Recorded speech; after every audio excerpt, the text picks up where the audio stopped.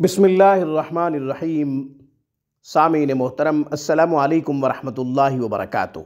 بے شمار درود و سلام اس ہستی پہ جن کے احسانات کی مرہون منت ہم ان گنت خدا کی نعمتوں سے لطف اندوز ہو رہے ہیں، اللہ جل شانہ کی نعمتوں کو انجوائے کر رہے ہیں۔ آج ہم حاجت کا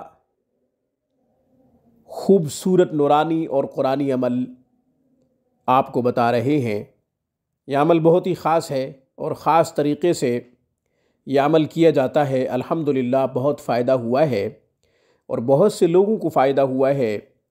الحمدللہ ہمیں جب نتائج بتائے گئے تو خوشی ہوئی کہ جن کو بتایا انہیں خوب فائدہ ہوا۔ کوئی بھی مشکل ہو، کوئی بھی پریشانی ہو یا کسی کی نیک مراد ہو، حاجت ہو، رجوع الی اللہ ضروری ہے، کیونکہ ہماری حاجتیں وہی پوری کرتا ہے۔ مشکلات کو آسانیوں میں، پریشانیوں کو سکھوں میں وہی تبدیل کرتا ہے۔ مختار کل ہے، وہ ہمارا داتا ہے، ہم اس کے منگتے ہیں۔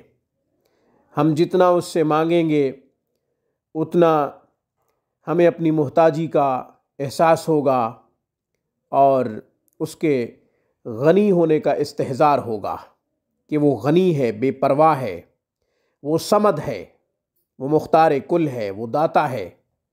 ہم اس کے محتاج ہیں۔ 24 گھنٹے ہر لمحہ ہم اس کے محتاج ہیں۔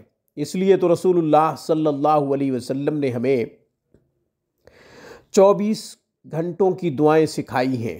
دن رات کے جو مختلف مواقع ہیں ان کی دعائیں سکھائی ہیں۔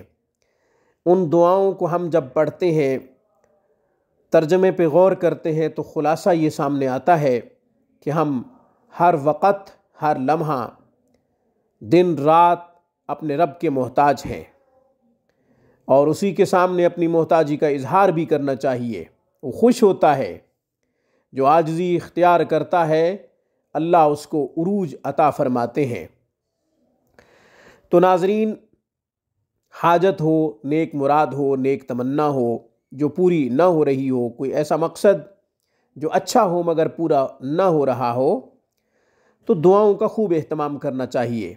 صلاۃ الحاجت کی نفل ادا کرنے کے بعد نماز عشاء درود ابراہیمی 11 مرتبہ پڑھے، پھر بسم اللہ الرحمن الرحیم کے ساتھ سورہ اخلاص کو 1000 مرتبہ اس طرح پڑھے کہ ہر دفعہ سورہ اخلاص پڑھنے سے پہلے بسم اللہ الرحمن الرحیم ضرور پڑھے۔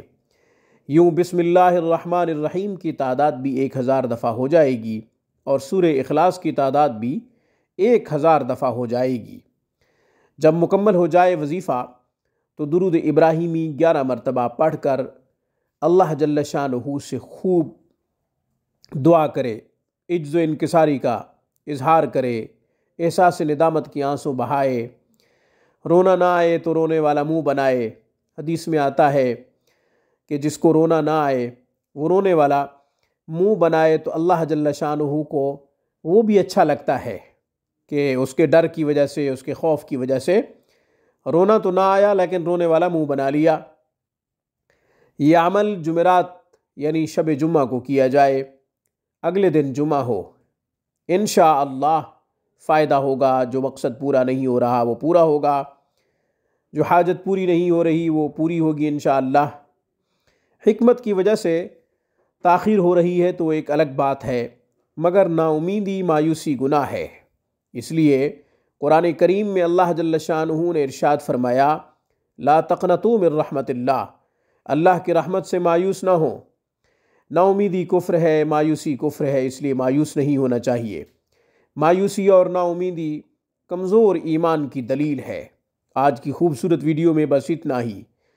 اقول قولی ھذا واستغفر اللہ وآخر دعوانا ان الحمد للہ رب العالمین۔